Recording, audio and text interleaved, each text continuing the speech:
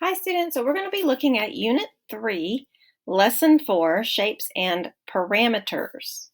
And I want to just point out that the word is called parameters.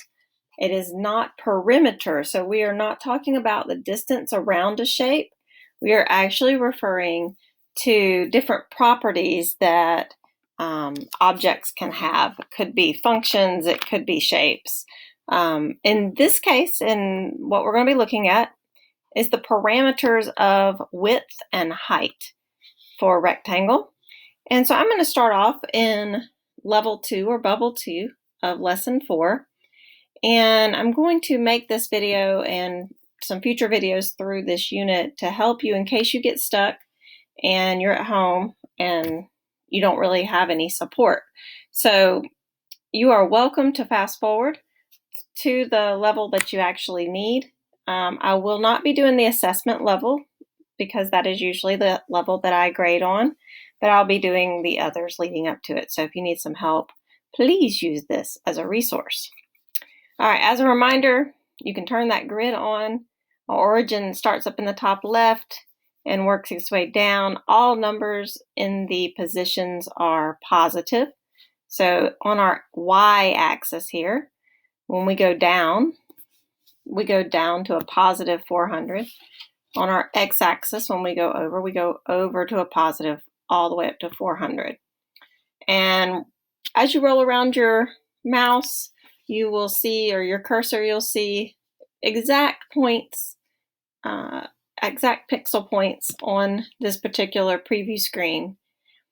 And I just want to point out, because a couple of people in the last assessment, I noticed that they use like really precise points, like okay, I want to put a rectangle right here, and so they would put it at like 98, 99, that kind of stuff.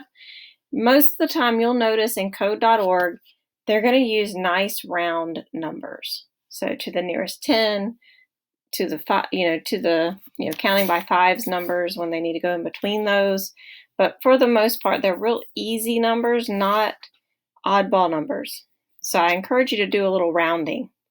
If I wanted to put a square that started here, I would want it to be at 100, 100, and not like one of those others, unless you're really wanting it, to move it over a little bit and overlap or something. All right, so when I click run, this is what I currently have. And what we want to do is look at these extra parameters, which are width and height. You can tell because over here it says the first two are x and y, and the last two are width and height. And we can sort of try to figure out what those things are.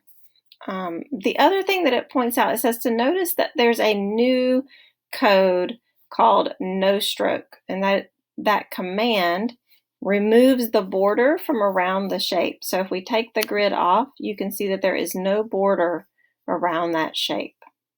So instead of setting like the stroke to 0 pixels, you just say no stroke. So we can see that the blue rectangle was drawn onto this screen first, and it is at 100, 100, x, y. And then it is 100 pixels wide and 200 pixels high. So our width is this way, and our height is twice as long this way. And we can see down here with the red, we want to change the numbers in the second rectangle to make the red rectangle longer than the blue one. So it doesn't have to be exactly like this picture. We just want the red to be longer, which means we want the red to have a greater height. So if I come over here, I can leave the rectangle, that top left corner where it's at, but I want to only change the number that's actually going to make this rectangle longer. So that would be the height. So that is my fourth parameter. So my blue rectangle is 200 pixels tall or high. I want the red one to be more than that. So I'm going to make it, let's make it 300.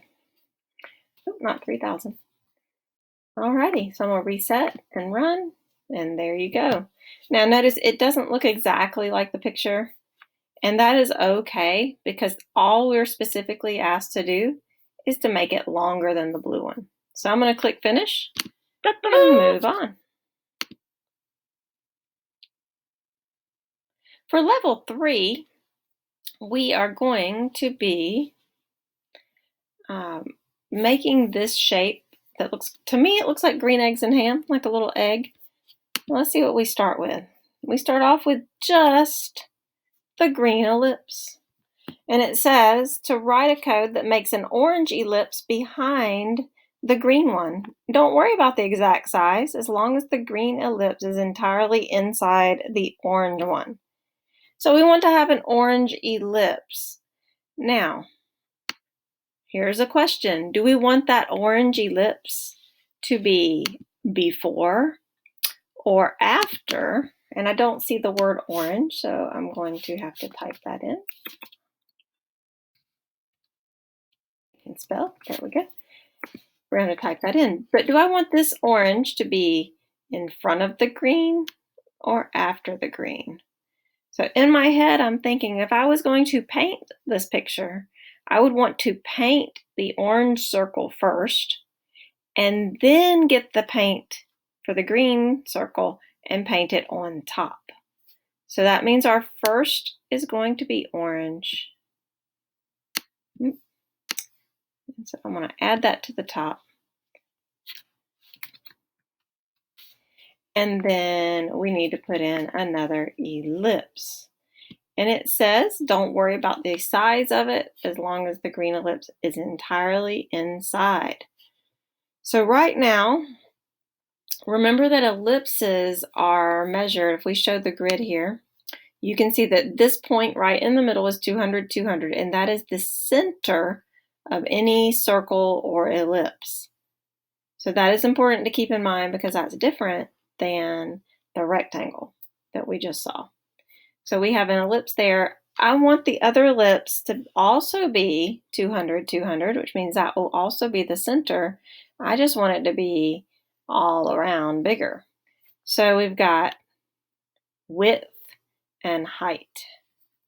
Right now, the width of the green one is 200.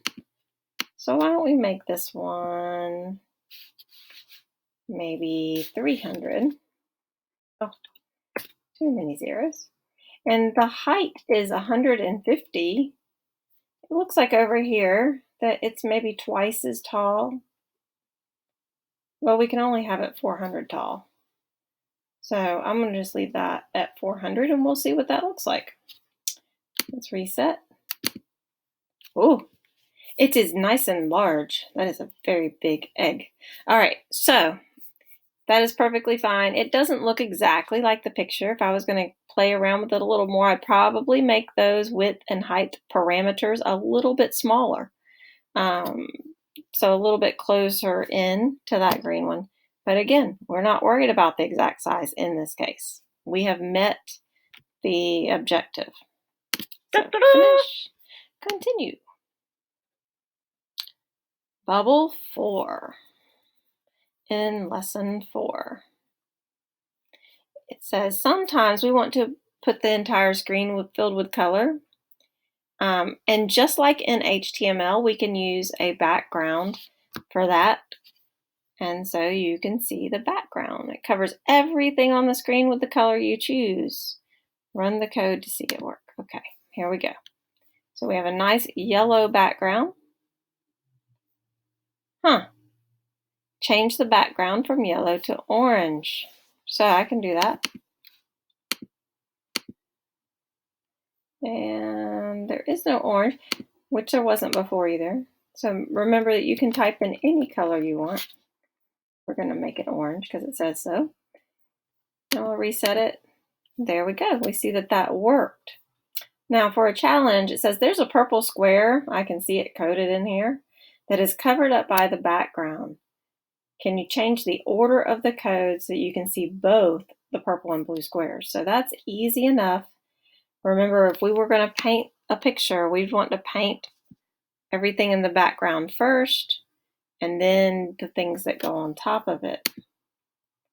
So now that the background is painted first, Now we can see the purple rectangle because it comes after it in the lines of code. And it's doing it in order. All right. Da-da-da! Continue. Level 5.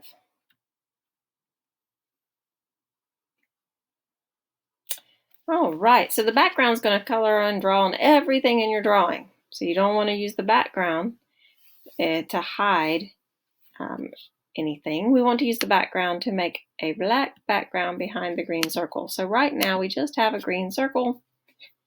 And what they're trying to tell you with that it does cover up everything. We'll see if I do it now, the whole thing is black.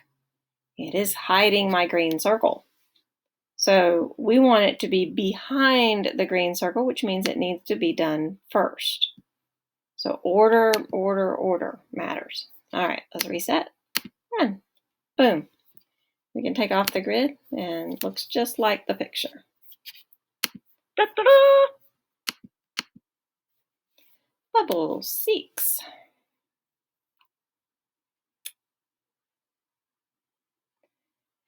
This program uses the 4-parameter version of rectangle and ellipse to draw a simple scene. Debug this program and correct the errors so that the grass extends across the entire bottom. Yes, right now it looks like a steep cliff.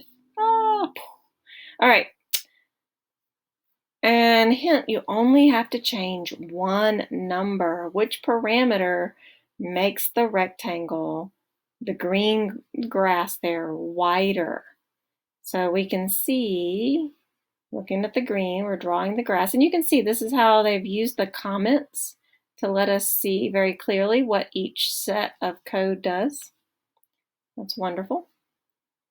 So fill green rectangle starts at 0. So the 0 x-axis, didn't leave it. It's on the very edge. And 300 down. So if we put that on here, this is 1, 2, 300. And then it is 200 by 100. And we want it to go all the way across. So that would be the width. So we're going to make that say 400. There we go. And I'm going to reset it and run. And there we go. Now we have a nice little picture with grass and sunshine. Excellent. Finish. Da-da-da!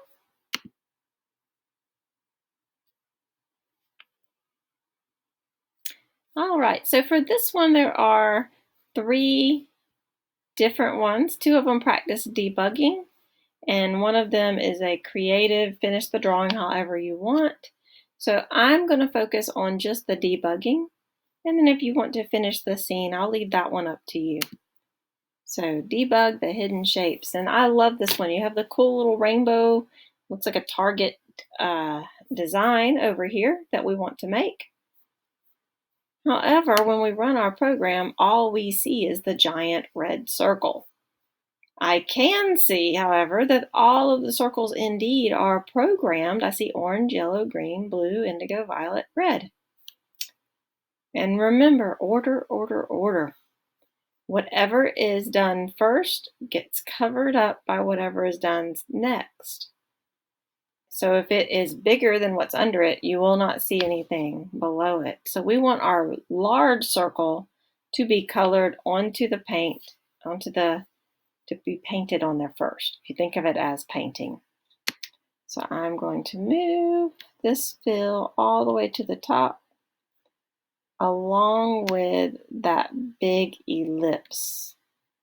That's 400 by 400. Takes up the whole screen, at least to the edges. Of course, an ellipse is not going to fill in the corners.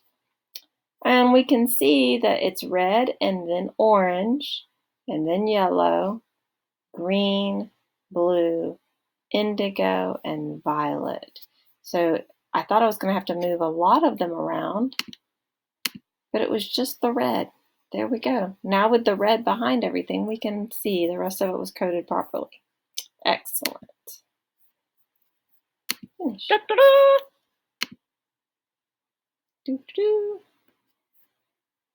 All right, Now we're going to look for the missing shapes. And I remember when I did this one the last time on my own, that this one was pretty challenging. So let me remind myself, what did we start with? Oh, there's nothing. What is that? Ah. When the code below is run, nothing shows up. That's exactly what I'm seeing. Debug the code so that an image shows up. So let's look at what's happening here. We start off with a black that is 500, 550. Now that's interesting. Well, think about our X and Y coordinates. If our X is 500, and we could have our grid, remember our grid goes 100, 200, 300, 400. So it is not showing up because it is too big. So I'm going to look over here and put it at maybe 50. And I can see that all of the rectangles were done the same way, which is why we didn't see any of them. We're going to start with that.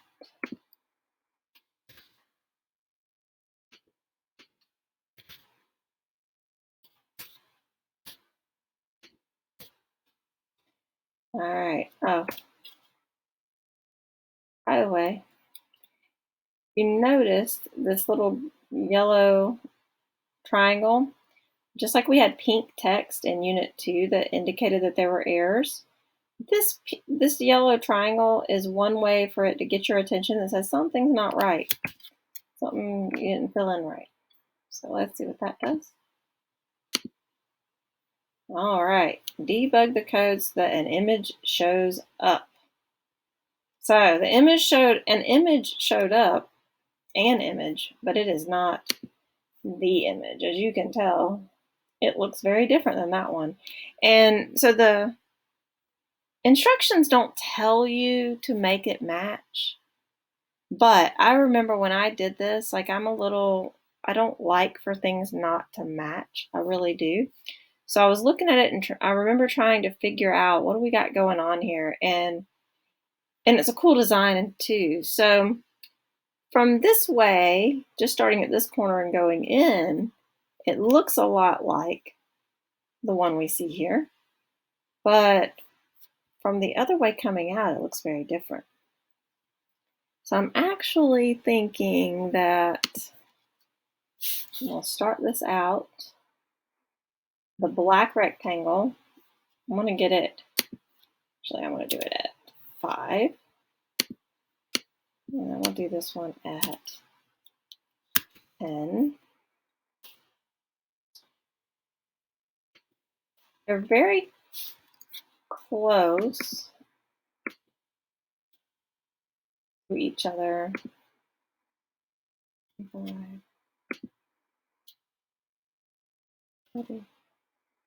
Let's see what this does. All right, so you see we kind of got a little closer to that, but we also want to come down with each one.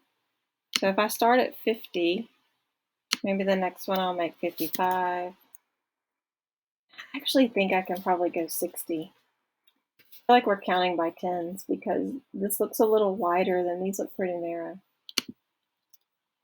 So 70, 80, 90, 100. I think. Again, what I'm doing right now is not something that you had to do. This is like a challenge. So, but I think that the design is so cool. At least that was my opinion. But it's worth taking the time to see if we can figure it out. I remember when I did it, the first time, it took me a long time to figure that out. So if you were stuck on that one trying to make it match, hopefully that helps. Remember to look at that top left corner and see what is happening in that top left corner. And you can see it's coming down and going over, coming down and going over, coming down and going over.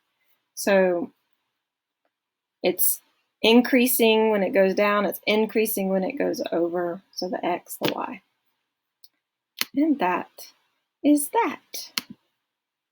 Da-da-da! Now, level 8 is all you. I'm not going to show you how to do it. So I'm going to let that one be up to you. The challenges are here. I encourage you, if you have time, these are just scenes that you can do. Then you have how to make arcs, which are parts of a circle. And then how to draw other shapes other than rectangles and stuff like that. How to draw polygons, which is pretty cool. How to create any shape you want. And how to draw straight lines. I love how that looks. Even though it's straight lines, it looks curved. So I encourage you to check these out, and hopefully they will go well.